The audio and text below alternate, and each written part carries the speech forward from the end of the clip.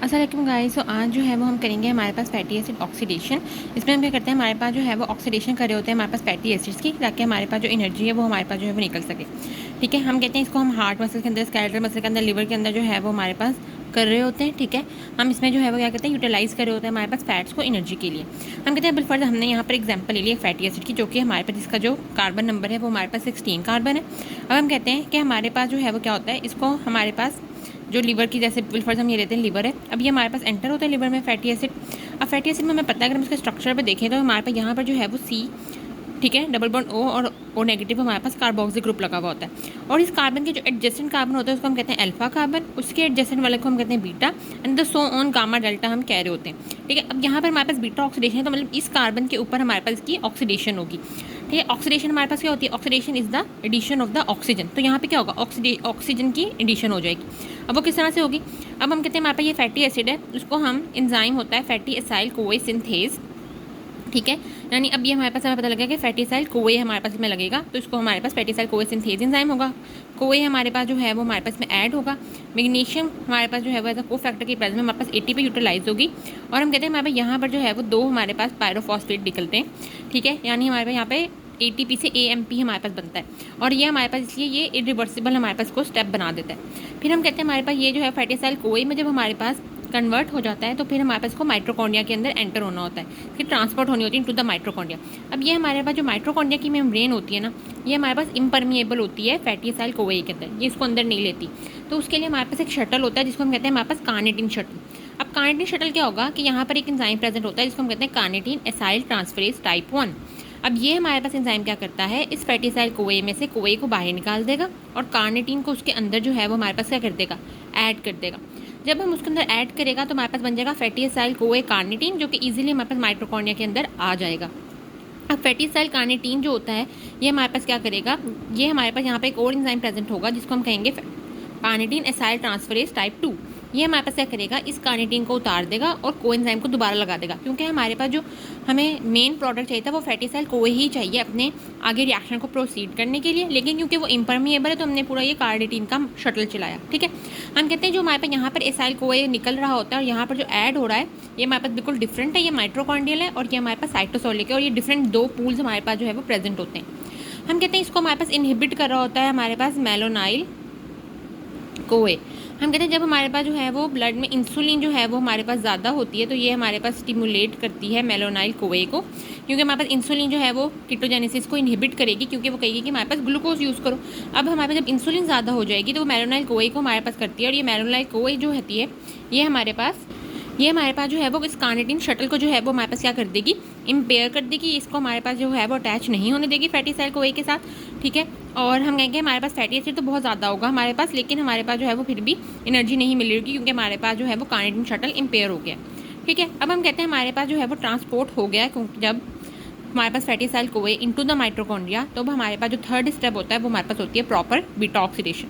हम कहते हैं हमारे पास जो फैटी एसाइल कोए जो कि हमारे पास 16 कार्बन था, उसमें हमारे पास एसाइल कोए डिहाइड्रोजिनेज एंजाइम के साथ, अब हम जो है ना वो इसको इस तरह याद कर लेते हैं कि इसमें हमारे पास 4 तरह के रिएक्शंस होने हैं। पहले हम वो देख लेते हैं किस तरीके से, फिर हम करते हैं। ठीक है, तो हम जो है ना वो न्यूमोनिक से याद कर लेते हैं ओ होट। ठीक है, ओ होट, ताकि सबसे पहला स्टेप जो हमारे पास after the entry of fatty acyl CoA into the mitochondria, जो फर्स्ट स्टेप होना है वो हमारे पास होना है ऑक्सीडेशन, फिर हमारे पास होगी हाइड्रेशन, फिर ऑक्सीडेशन, और फिर हमारे पास होगी थायोलेज एक्टिविटी। ठीक है, तो अब हम देखते हैं कि किस तरीके से होती है। अच्छा, अब हमने क्या पहला पढ़ा था कि ओ होट में सबसे पहले हमारे पास होगी ऑक्सीडेशन। अब ऑक्सीडेशन के लिए हम याद कर लेते हैं कि हमारे पास एंजाइम हमारे पास जो भी यूज़ होगा उसमें हमारे पास क्या होगा, डिहाइड्रोजिनेज होगा, क्योंकि हमारे पास ऑक्सीडेशन में रिमूवल ऑफ द हाइड्रोजन होंगे। अब रिमूवल ऑफ हाइड्रोजन हमारे पास ऑक्सीडेशन में हो रहा होता है, तो कुछ ना कुछ हमारे पास यहाँ पर प्रोड्यूस होगा जिससे वो हाइड्रोजन ले सके, तो या तो FADH2 प्रोड्यूस होगा या NADH प्रोड्यूस होगा। तो जो फर्स्ट स्टेप होता है उसमें हमारे पास क्या यूज़ बन रहा होता है, FADH2 बन रहा होता है एसाइल कोए डिहाइड्रोजिनेज की प्रेजेंट में हमारे पास की ऑक्सीडेशन होती है, और यहाँ पर हमारे पास जो है वो अल्फा और बीटा जो होता है हमारे पास कार्बन, उनके दरमियान में हमारे पास यहाँ पर डबल बॉन्ड आ जाता है। जब डबल बॉन्ड आता है तो हम कहते हैं ये हमारे पास ट्रांस डेल्टा 2 इनोल कोए बना देते हैं, क्योंकि हमारे पास ट्रांस इसलिए होते हैं क्योंकि हमारे पास इसका हाइड्रोजन यहाँ होगा, इसका हाइड्रोजन हमारे पास यहाँ पर होगा। फिर हम कहते हैं हमारे पास में वाटर एंटर होता है, और in the presence of the enol कोए हाइड्रोटेज एंजाइम, यानी हमने ओ होट में देख लिया, अब हमारे पास हाइड्रेशन होनी है, हाइड्रोटेज एंजाइम हमारे पास लगता है, और हमारे पास अब यहाँ पर डबल बॉन्ड जो होता है वो ब्रेक हो जाता है, और यहाँ पर हमारे पास OH लगता है क्योंकि वाटर ऐड हुआ है, और यहाँ पर हमारे पास हाइड्रोजन का ग्रुप लग जाता है। अब हम पता लग रहा है कि हमारे पास बीटा जो कार्बन है उसमें हमारे पास ऑक्सीजन की एडिशन हो रही है। अच्छा, अब इनोल कोए हाइड्रेटेज से हमारे पास क्या बनता है, बीटा हाइड्रोक्सी एसाइल कोए, यानी बीटा हाइड्रोक्सी के ऊपर हमारे पास क्या है, बीटा कार्बन पे हमारे पास क्या लग गया, हाइड्रोक्सी लग गया और एसाइल कोए। फिर हम कहते हैं दोबारा ऑक्सीडेशन है, डीहाइड्रोजिनेज एंजाइम आएगा, ठीक है, बीटा कीटोसाइल कोए dehydrogenase in the presence of NADH हमारे पास बनेगा, क्योंकि हमारे पास हाइड्रोजन जो है वो रिलीव होंगे। और यहाँ पर जो हमारे पास OH था, ये वाला H और ये वाला H, ये हमारे पास रिमूव हो जाएगा और हमारे पास बीटा कीटो असाइल कोए हमारे पास बन जाएगा। और अब हम यहाँ पे देखेंगे कि हमारे पास जो बीटा कार्बन है उसके ऊपर हमारे पास डबल बॉन्ड के साथ ऑक्सीजन लग गया, जो कि हमारे पास एक कीटो ग्रुप जो है वो हमारे पास अब ये बन गया है। फिर हम कहते हैं हमारे पास ओहोट में आखिरी हमारे पास थायोलेज एक्टिविटी थी, थायोलेज हम कहते हैं यहाँ से इसको कट कर देगा और ये हमारे पास जो है वो फैटी एसाइल कोए हमारे पास एक तो रिलीज़ कर देगा। ये हमारे पास जो है वो पूरी चेन जो कि हमारे पास होगी, जो कि हमारे पास अब 16 कार्बन की अगर पूरी चेन थी तो ये हमारे पास बिलफर्ज करें कि ये हमारे पास जो है ना वो 16 कार्बन है, ये 15 कार्बन है और ये 14 कार्बन है, और अगर 13 ये, तो ये 14 कार्बन की चेन हमारे पास अलग चली जाएगी और ये 15-16 वाला जो एसिटाइल कोए ये हमारे पास क्या हो जाएगा, रिलीज़ हो जाएगा। ठीक है, इसके साथ भी हमारे पास एसिटाइल कोए हम डाल देंगे, वो इसके साथ हमारे पास लग जाएगा। अब जो एसिटाइल कोए हम कहते हैं हमारे पास निकलता है, उसको हम क्रब साइकिल के अंदर यूज़ हो गया और हमारे पास वो ATP बनाएगा। जबकि जो हमारे पास फैटी एसाइल कोए है वो दोबारा से 14 कार्बन हो गया, वो दोबारा से इधर हमारे पास ट्रांसफर हो जाएगा, उसकी दोबारा से बीटा ऑक्सीडेशन होगी, फिर हमारे पास एसिटाइल कोए बन जाएगा और वो 12 कार्बन में कन्वर्ट हो जाएगा, फिर इसकी होगी वो 10 कार्बन में कन्वर्ट हो जाएगा और एसिटाइल कोए हमारे पास बन जाएगा। तो इस तरीके से हमारे पास जो है वो साइकिल चलता रहेगा और हमारे पास एसिटाइल कोए हमारे पास बनता जाएगा। हम जब हमारे पास ब्लड की ऑक्सीजन लो होती है तभी हमारे पास बीटा ऑक्सीडेशन होती है फैट्स की और ATP हमारे पास रिलीज हो रहा होता है। तो बिलफर्ज अगर हम कहते हैं हमारे पास 16 कार्बन फैटी एसिड है तो हमारे पास 8 एसिटाइल कोए हमारे पास बनते हैं बीटा ऑक्सीडेशन से। लेकिन हम कहते हैं हमारे पास कितनी दफ़ा ये साइकिल चलता है, तो वो हमारे पास 7 टाइम्स चलता है। ठीक है, वो किस तरह से कि अगर हम ये देखें, ये हमारे पास 16 कार्बन जो है वो हमारे पास मॉलिक्यूल है, तो हमारे पास अगर हम देखें कि 1 2 हमारे पास रिमूव हो गया एसिटाइल कोए की फॉर्म में, तो हम यहाँ पे कट लगा देंगे, फिर 1 2 फिर 1 2 फिर 1 2 फिर 1 2 फिर 1 और 2 फिर 1 और 2, यानी एसिटाइल कोए 2 कार्बन निकली जाने। तो अगर इसको काउंट करें तो 1 2 3 4 5 6 7, तो हमारे पास और 7 हम जो है उसमें कट्स लगा रहे हैं, तो हमारे पास 7 राउंड्स जो है वो टोटल बनेंगे, लेकिन हमारे पास 8 एसिटाइल कोए बन जाएंगे। तो हम राउंड्स को इस तरह से कर सकते हैं, नंबर ऑफ एसिटाइल कोए -1, इतने हमारे पास राउंड जो है वो हमारे पास यहाँ पे बनेंगे। फिर अगर हम इसके एनर्जेटिक्स देखेंगे कितने हमारे पास एनर्जी जो है वो बन रही होती है, तो हम कहते हैं हमारे पास जो ये वाला स्टेप था जिसमें ऑक्सीडेशन हो रही थी, फर्स्ट स्टेप, इसमें हमारे पास FADH2 बन रहा था। अगर हमारे पास 7 टाइम ये साइकिल हो रहा था 7 FADH2 बनेंगे। इस वाले में हमारे पास NADH बन रहा था तो 7 NADH बनेंगे, क्योंकि 7 टाइम हमारे पास हो रहा था। और हम कहते हैं हमारे पास एक जो हमारे पास ATP है वो भी हमारे पास जो है वो सिंथेसाइज हो रहा था।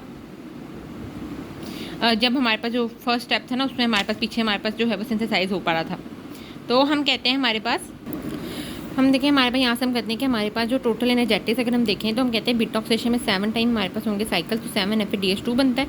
तो हमारे पास जो है वो अगर हम उसको, हमें पता है कि 1 FADH2 1.5 हम जो है वो दे रहा होता है, तो हमारे पास ओवरऑल 10.5 जो है वो हमारे पास ATP यील्ड होगी। 7 NADH है और एक हमारे पास 2.5 देते हैं तो 17.5, और जो हमारे पास एसिटाइल कोए बनते हैं ये सिट्रिक एसिड साइकिल में हमारे पास जाते हैं और एक हमारे पास जो है वो डाइस ATP प्रोवाइड कर होता है, तो 8 एसिटाइल बनेंगे तो 80 हमारे पास जो है वो बनी होगी। ठीक है, तो टोटल हम कहते हैं हमारे पास 1 मोल ऑफ कार्बोटाइल कोए 108 ATP दे रहा होता है। लेकिन हम कहते हैं हमारे पास जो एनर्जी यूटिलाइज होती है एक्टिवेशन में, जो हमने फर्स्ट स्टेप जो था जिसमें फैटी एसाइल कोए सिंथेस में, वहाँ पे हम कहते हैं हमारे पास जो है ना वो ATP यूज़ हो जाती है 2, तो नेट यील्ड हमारे पास जो है वो 106 ATP हम कहते हैं हमारे पास यहाँ से मिल रही होती है। ये हमारे पास किसकी है, 16 कार्बन फैटी एसिड ऑक्सीडेशन है। अगर हम 18 की करेंगे उसकी करेंगे तो उस हिसाब से ये हमारे पास ज़्यादा होती जाएगी। ठीक है, तो ये हमारे पास जो है वो इसकी एनर्जेटिक्स थी। नेक्स्ट वीडियो में हम आउट चेन फैटी एसिड की ऑक्सीडेशन देखेंगे और पैराऑक्सीजोम्स के अंदर, और उसकी हम जो है वो क्लिनिकल्स देखेंगे।